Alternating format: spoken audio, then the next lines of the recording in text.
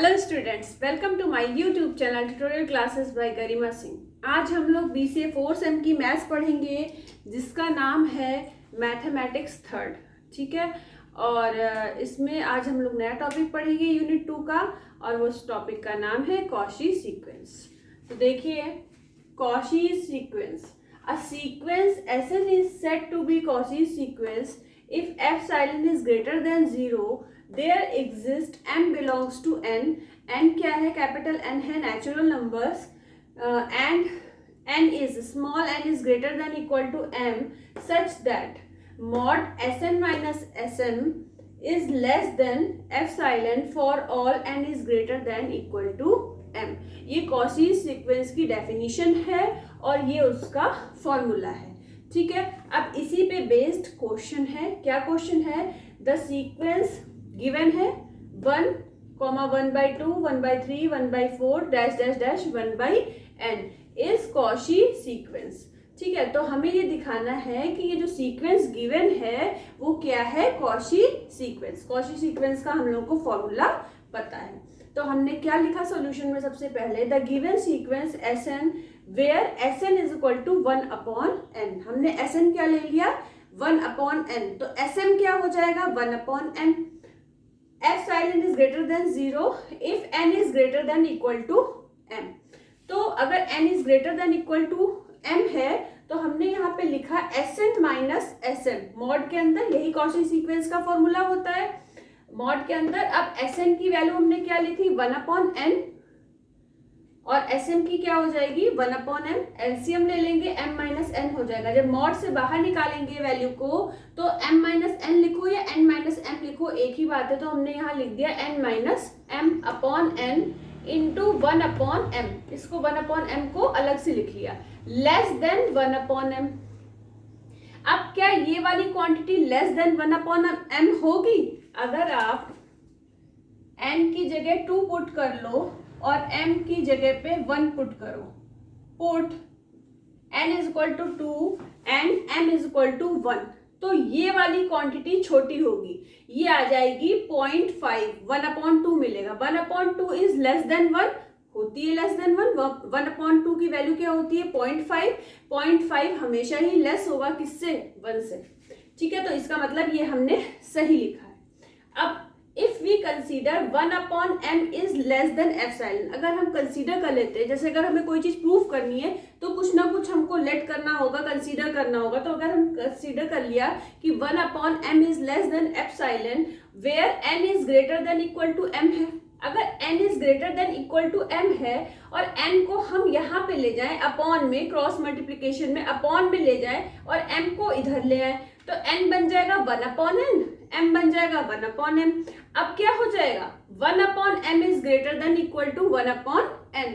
अब इससे पहले क्या था? n is greater than equal to m है, तो 1/m is greater than equal to 1/n हो जाएगा। कैसे? एक वैसा एग्जाम्पल ले लेते हैं। अगर 2 इज ग्रेटर देन 3 है, 2 इज ग्रेटर देन 3 है, या तो इस तरीके से इसको हम लोग नहीं ले पाएंगे क्योंकि 1/3 जो है वो हो जाएगा 3 इज ग्रेटर देन 2। 3 क्या है? ग्रेटर है 2 से, लेकिन जब ये इस तरफ जाएगा और 2 इधर आएगा तो क्या बन जाएगा? 1/2 इज ग्रेटर देन 1/3। 1/2 की वैल्यू क्या होती है? 0.5 होती है, और अगर 1/3 को आप सॉल्व करोगे तो क्या होगा?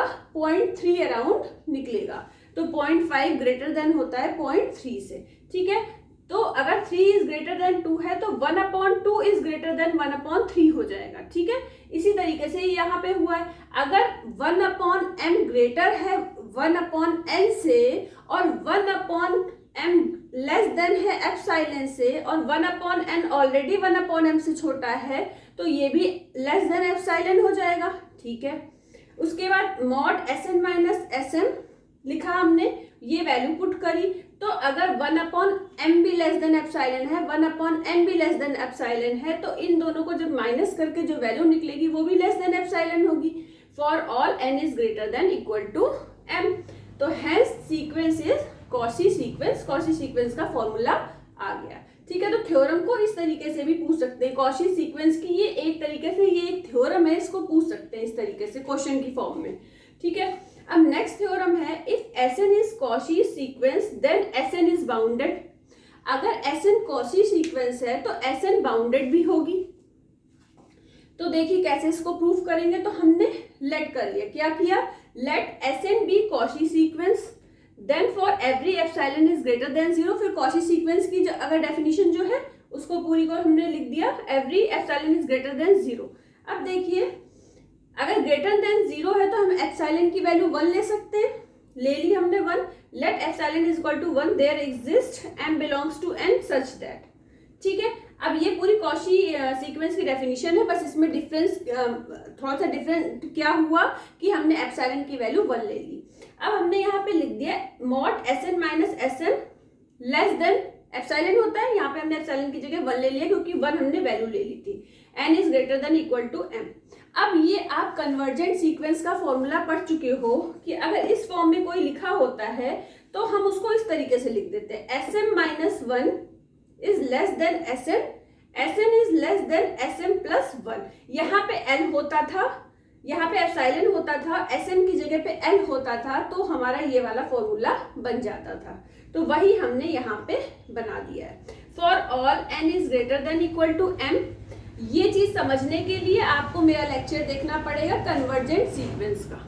ठीक है, अब इसको हमने K1 ले लिया, Sm माइनस 1 को मिनिमम वैल्यू होगी, इसके आसपास की जितनी भी सीक्वेंस होगी वो क्या होगी, इस Sn से जितने भी नंबर्स होंगे इधर के वो सब क्या होंगे, छोटे होंगे। तो हमने लिख दिया है K1 is equal to minimum S1 S2 S3 dash dash dash Sm minus 1। इसी तरीके से Sm प्लस 1 इधर की जो भी वैल्यूज होंगी वो Sn से बड़ी होंगी सारी, तो इसलिए हमने इसको K2 ले लिया। यहाँ क्या लिख दिया है, मैक्सिमम, और यहाँ पे S1 S2 S3 dash dash dash Sn plus 1 लिख दिया है। ठीक है, तो अब ये क्या बन गया, Sn is greater than K1 less than K2 for all n belongs to n। और ये वाली कंडीशन किसकी होती है, K1 क्या हो गया, lower bound, K2 upper bound हो गया। तो अगर लोअर बाउंड अपर बाउंड दोनों एग्जिस्ट कर रहे हैं तो वो सीक्वेंस हो जाती है बाउंडेड सीक्वेंस। और इसमें हमें यही प्रूव करना था कि कॉची सीक्वेंस बाउंडेड होती है। देखिए the if Sn is Cauchy sequence then Sn is bounded also. तो अगर Sn कॉची सीक्वेंस से हम लेके चले थे तो हमने यहाँ पे प्रूव कर दिया कि ये बाउंडेड सीक्वेंस भी है, क्योंकि इसमें upper bound K2 lower bound K1 दोनों एग्जिस्ट कर रहे हैं, हेंस Sn इज बाउंडेड। ठीक है, तो अभी इसको बोर्ड को रब करके इसके बाद एक थ्योरम हमें आप लोगों को और बतानी है, और इसकी जो पिक है वो आपको डिस्क्रिप्शन बॉक्स में मिल जाएगी। अगर आपको वीडियो में क्लियर नहीं दिखाई पड़ रहा है तो आप डिस्क्रिप्शन बॉक्स से देख सकते हैं। ठीक है,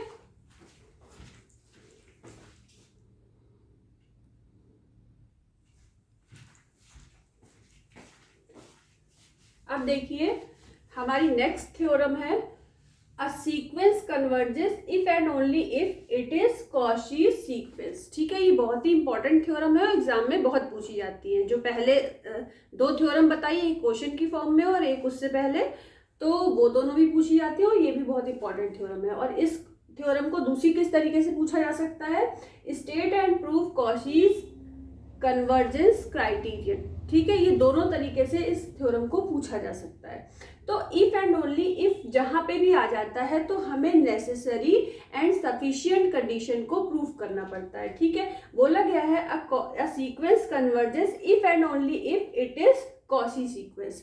तो एक बार हम लेके चलेंगे कि सीक्वेंस हमारी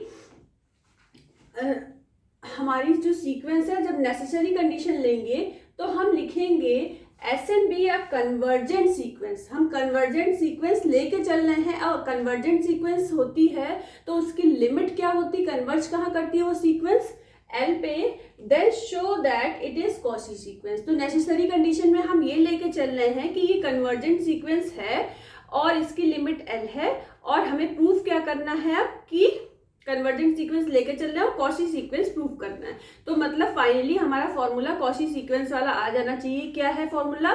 mod Sn minus Sm is less than epsilon for all n is greater than equal to m।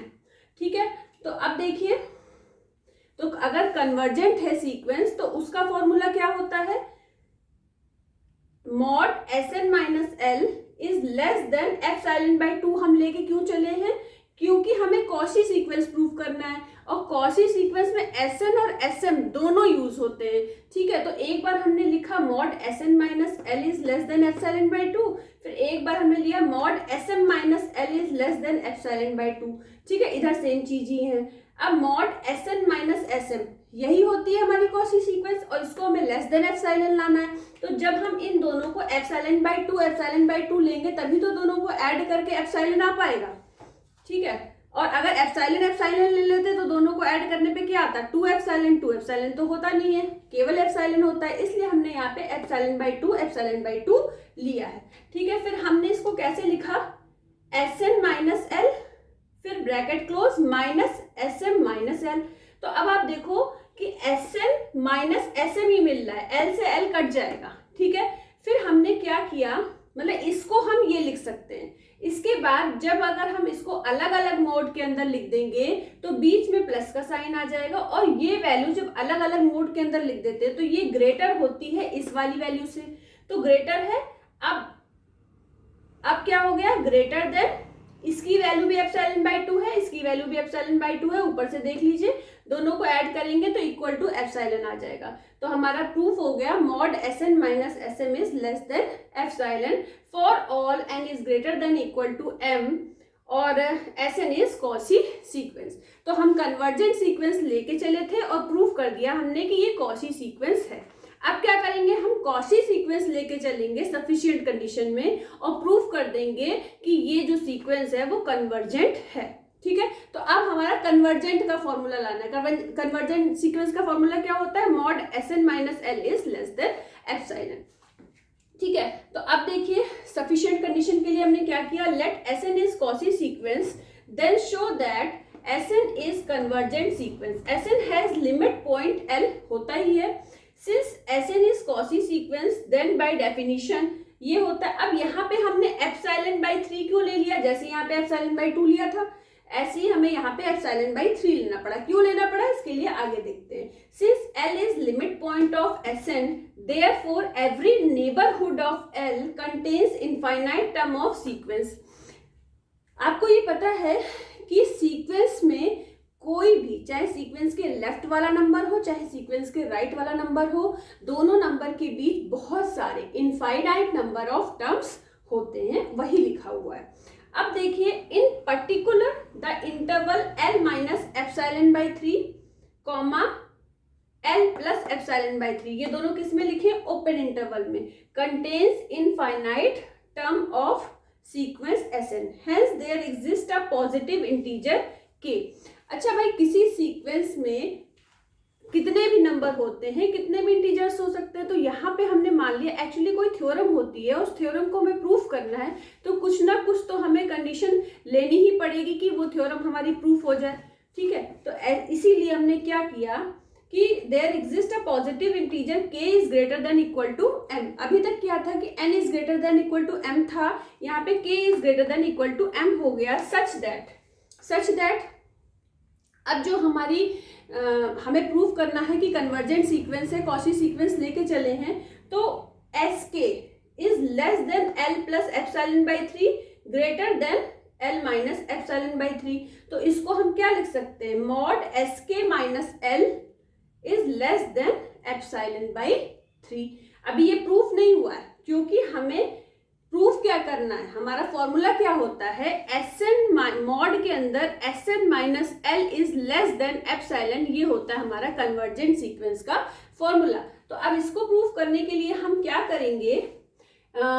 इसको प्रूफ करने के लिए हमारे पास जगह नहीं है, थोड़ा सा ये ब्लैक बोर्ड हम रब कर देते हैं।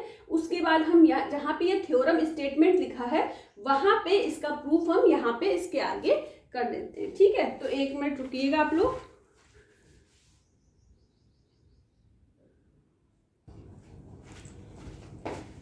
अब देखिए इसमें देखिए मॉड Sn माइनस एल है, तो Sn minus L is equal to हम क्या लिख सकते हैं, मॉड के अंदर वही लिखेंगे कि हमें Sn माइनस एल मिल जाए। तो Sn minus Sm plus Sm minus Sk plus Sk minus L. तो Sk से Sk कट गया, Sm से Sm कट गया, बचा क्या, Sn माइनस एल बचा। तो ये हम लिख सकते हैं। अब हम ये greater than equal to quantity हो गई अगर इन तीनों को हम अलग अलग मॉड में लिख दें। अब Sn माइनस Sm की value less than epsilon by 3 है और Sk माइनस एल की भी value less than epsilon by 3 है।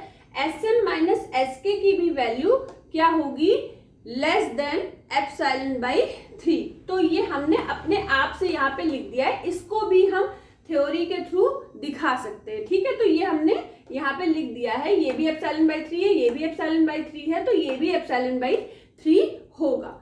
ठीक है, अब इन तीनों को जब आप ऐड कर दोगे तो 3 एप्सिलॉन बाई 3 आ जाएगा, 3 से 3 कट जाएगा, लेस देन एप्सिलॉन मिल जाएगा। तो हमें यही लाना था।